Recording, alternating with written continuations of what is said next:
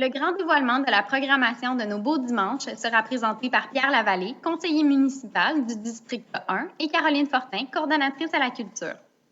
Bonjour à tous et à toutes. Bon matin. Je vous parle directement ce matin sur la scène Alphonse Desjardins à Saint-Alphonse au Parc des Arts. Ce matin, je suis là pour vous faire une annonce pas mal le fun parce que cette année, malgré tout ce qui s'est passé en 2020 dans le monde du spectacle, ça n'a pas été facile pour personne.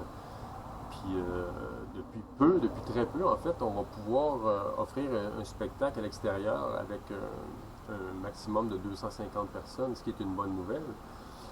Donc ce matin, je suis là pour vous annoncer que les spectacles des Beaux Dimanches auront lieu comme prévu. 4 beaux spectacles qui auront lieu les dimanches de septembre à compter de 13h au Parc des Arts. La formule est simple, vous amenez votre pique-nique et puis il va y avoir une belle animation et on va avoir 4 beaux spectacles de qualité.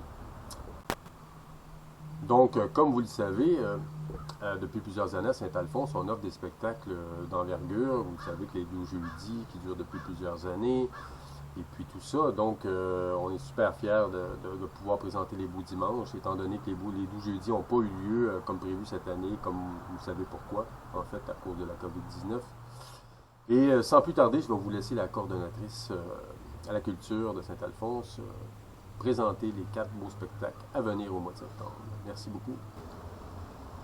Bonjour à tous, je suis Caroline Fortin, la coordonnatrice à la culture pour la municipalité de Saint-Alphonse-Rodriguez.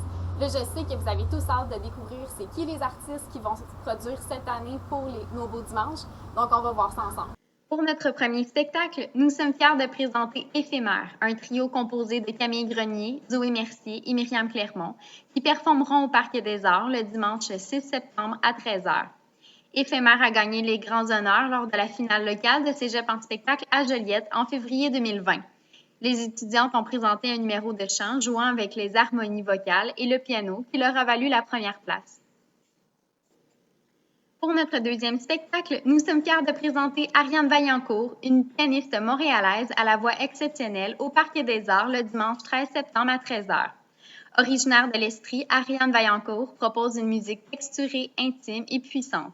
À travers sa voix, elle raconte des histoires dans lesquelles sont véhiculées des émotions qui sont à l'image d'arrangements cinématographiques, des paysages sonores où l'on peut se passer de mots.